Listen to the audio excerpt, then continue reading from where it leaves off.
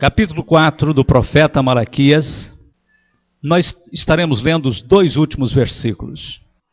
Eis que eu vos envio o profeta Elias, antes que venha o dia grande e terrível do Senhor, e converterá o coração dos pais aos filhos, e o coração dos filhos a seus pais, para que eu não venha e fira a terra com maldição. Eu quero dizer a você que Malaquias foi o último profeta do Velho Testamento. A primeira palavra da profecia é a seguinte: eu vos amei, diz o Senhor. Deus nos ama. Deus ama a todos os homens. Deus tem amado de uma forma especial cada um de vocês que estão aqui.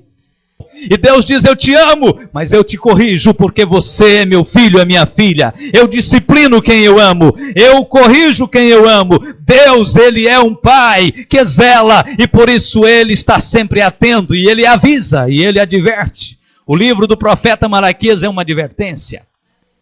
Deus tinha visto que quatro maldições estavam pairando sobre aquela nação de Israel novamente. 4 maldições perigosas. Existem maldições que só são quebradas mediante uma atitude sua, uma atitude minha, uma posição minha perante Deus. Vamos ver a primeira maldição e como quebrá-la. Primeiro capítulo de Malaquias, capítulo 1 e verso 14. Pois maldito seja o enganador que, tendo animal no seu rebanho, promete e oferece ao Senhor uma coisa vil, porque eu sou grande rei, diz o Senhor dos exércitos, o meu nome será tremendo entre as nações. Deus está advertindo aqui que há maldição sobre toda a pessoa que se aproxima de Deus de uma forma ilegítima, irreverente. Você olhando um pouquinho antes, no verso 12 do mesmo capítulo 1, o Senhor diz: mas vós o profanais, quando dizeis, a mesa do Senhor é impura, e o seu produto e a sua comida é desprezível. E dizeis, eis aqui, que canseira, e o lançaste ao desprezo. Diz o Senhor dos exércitos, vós ofereceis o roubado, e o coxo, e o enfermo. Assim fazeis a oferta. Ser-me-á aceito isto de vossas mãos? Diz o Senhor, pois maldito seja o enganador, que tendo um animal perfeito, traz para Deus um defeituoso. Por amor à tua alma, por amor à tua vida espiritual, apresente o melhor que você tem para Deus. Culto a Deus. Não é brincadeira culto a Deus. Um culto a Deus é algo sério.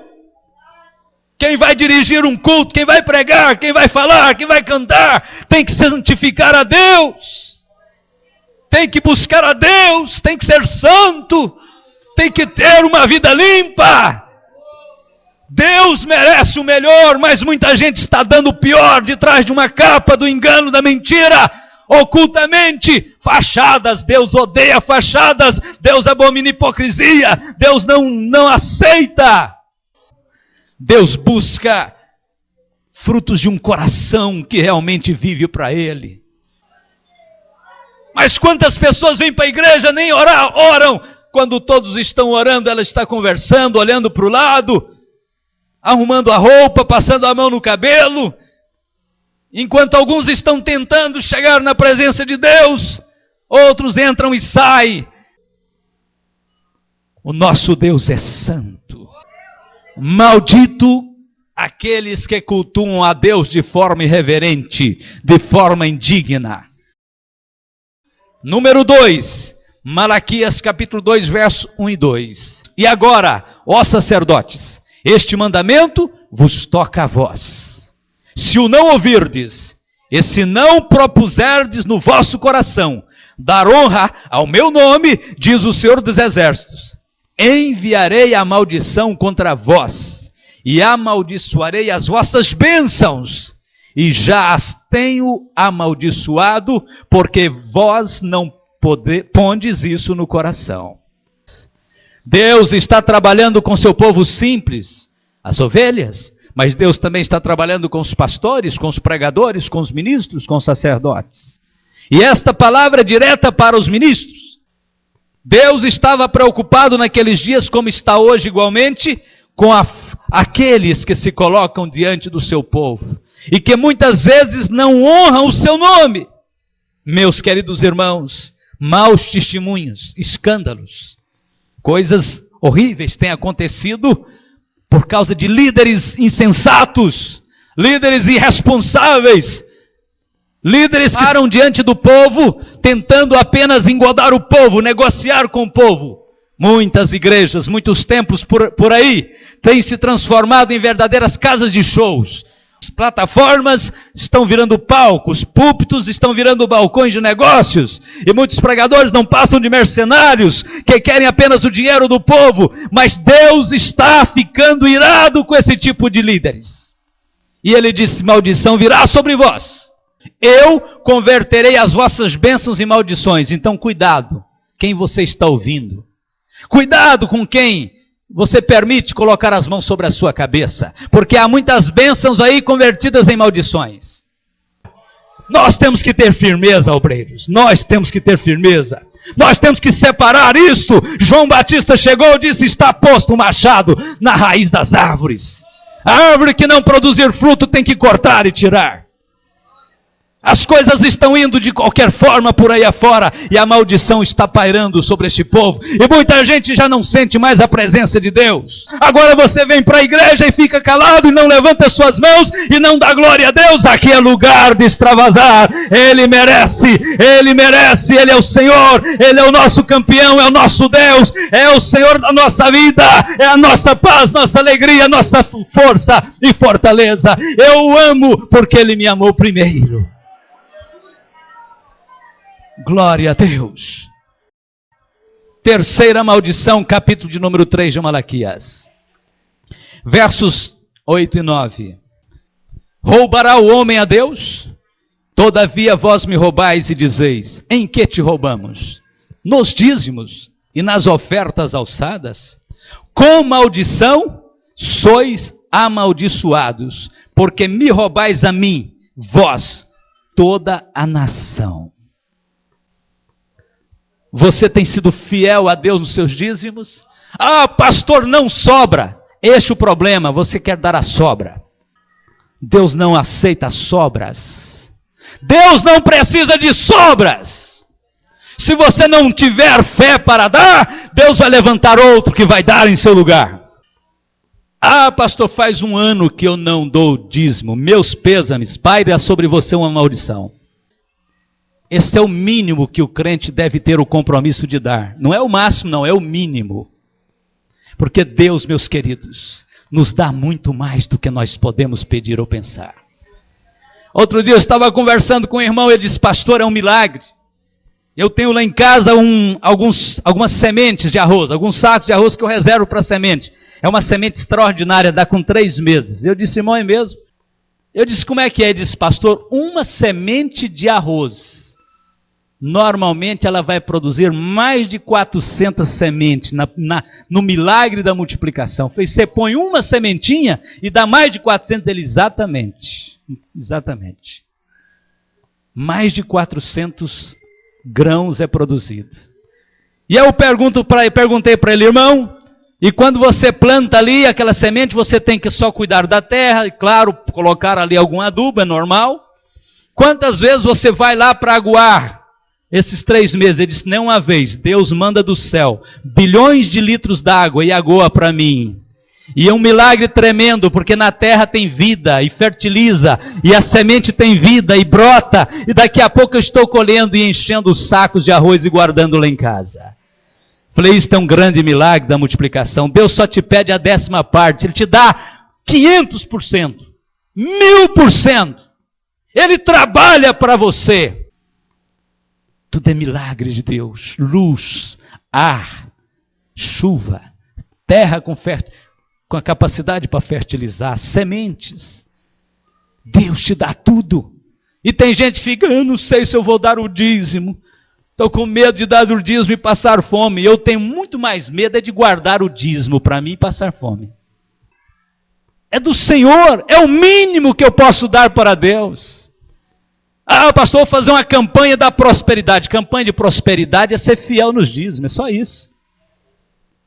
Está escrito aqui, como é que eu reverto essa maldição? Trazei todos os dízimos à casa do tesouro, a tesouraria da igreja, para que haja mantimento na minha casa. E depois fazei prova de mim, diz o Senhor dos Exércitos, se eu não vos abrir as janelas do céu e não derramar sobre vós uma bênção tal, que dela vos advenha maior abastança, e por causa de vós repreenderei o devorador, para que não vos consuma o fruto da terra, e a vide do campo não vos será estéril, diz o Senhor dos Exércitos, e todas as nações vos chamarão bem-aventurados, porque vós sereis uma terra deleitosa, diz o Senhor dos Exércitos. Diz para o Senhor em oração, no seu coração, eu pequei, Senhor. Eu fui avarento, eu fui incrédulo, eu não acreditei que ficando com os 90% o Senhor ia cuidar de mim, eu não acreditei. Eu tive dúvidas, isso é incredulidade, você não está confiando no cuidado de Deus. O problema seu é um pecado do coração, não é quantidade de dinheiro na mão. É hábito, você passou a ter o hábito de não confiar. Se você não tomar uma posição agora, você nunca vai ter confiança em Deus. Você não vai ser fiel. A Bíblia diz, quem é fiel no pouco, sobre muito te colocarei.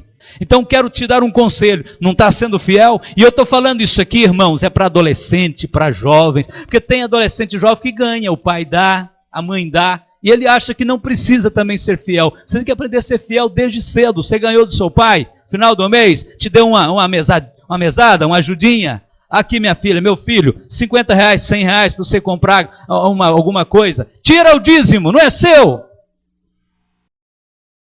Quarta maldição, e aqui estaremos encerrando.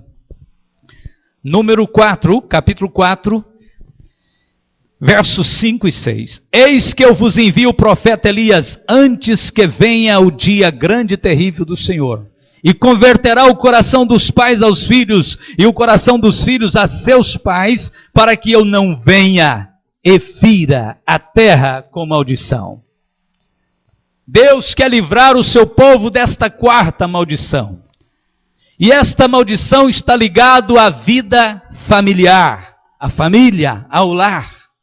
Se existe uma época mais diabólica, mais perversa como a nossa, e esta perversidade tem se refletido principalmente nos lares, na família. Satanás quer acabar com o lar. O diabo quer desvirtuar a família. Satanás quer pôr filhos contra pais e pais contra filhos. Jesus disse que os últimos dias seriam marcados por esse tipo de guerra dentro de casa. E por isso o mundo está como está, debaixo de maldição, porque a bênção de Deus começa na família. Não existe igreja abençoada se não for composta por famílias abençoadas. Não existe igreja unida se não for formada por famílias unidas. Quando a família não vai bem, então a nação não vai bem. Deus está preocupado e Ele quer converter o coração do pai ao filho e do filho ao pai. Nesta época de Malaquias acontecia uma coisa terrível entre o povo de Deus.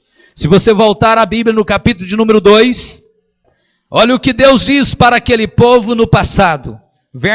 Capítulo 2, verso de número 10. Não temos nós todos o mesmo Pai? Não nos criou o mesmo Deus? Por que seremos desleais uns para com os outros, profanando o concerto de nossos pais? Judá foi desleal e abominação se cometeu em Israel e em Jerusalém, porque Judá profanou a santidade do Senhor, o qual ele ama, e se casou com a filha de Deus estranho. Naqueles dias, os filhos de Israel estavam casando com os ímpios, com pessoas pagãs. Deus sempre condenou o casamento misto. Uma moça crente não pode casar com um rapaz que não ama a Deus, que não respeita a Deus. Um rapaz crente não pode fazer uma aliança com uma moça que não honra Jesus Cristo como Senhor. A Bíblia diz que não tem comunhão entre a luz e as trevas. Não existe comunhão entre o justo e o injusto. Deus quer abençoar a família, mas esposo, você tem que amar sua esposa. Você não vai ter a bênção de Deus até que você ame a sua esposa como você deve amar. Se você é um esposo opressor, pare com isto. Senão as suas orações serão em vãs. Se você é uma esposa opressora, insubmissa, pare com isso. Senão Deus não poderá te abençoar. A Bíblia diz que se não houver a conversão do coração, do esposo para a esposa, da esposa para o esposo, Deus vai ferir a terra com maldição. Pare com isto. Pare com discussões, pare com brigas. Pense em satisfazer uns aos outros e não a si próprio. O mundo não pode girar em torno de uma pessoa. Tem gente que acha que todo mundo tem que fazer as coisas para ele e ele não tem que fazer nada para ninguém. Mas Deus nos chamou para servir e não ser servido. E no livro de Malaquias, ainda no capítulo 2, Deus fala e condena o divórcio. Verso de número 14. E dizeis, por quê? Porque o Senhor foi testemunha entre ti e a mulher da tua mocidade, com a qual tu foste desleal, sendo ela tua companheira e a mulher do teu concerto. O Senhor disse claramente aqui, neste texto, que ele abomina, no verso de número 16, porque o Senhor Deus de Israel diz que aborrece, abomina o repúdio, ou seja, o divórcio, aquele que encobre a violência com sua veste, diz o Senhor. Então não é hora de ficar pensando casais de se separar, não. É hora de ajustar-se à amizade, o amor, a compreensão, a humildade de um para com o outro para receber a bênção de Deus. Ah, pastor, nós já decidimos, nós não queremos nada mais um com o outro e nós vamos divorciar. Muito bem, mas você não tem a minha aprovação.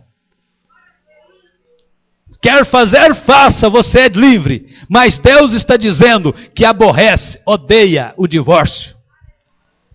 Quem ainda não casou, ore mais para casar, porque depois que casar, não deve separar nunca mais, até a morte.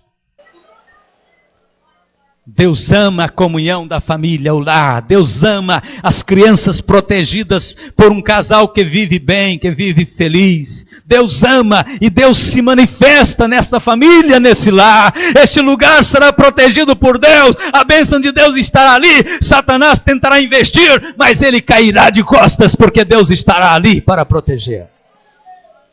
Oh, glória a Deus, adore a Deus no seu lar, na sua família. Faça da sua casa a sua primeira igreja.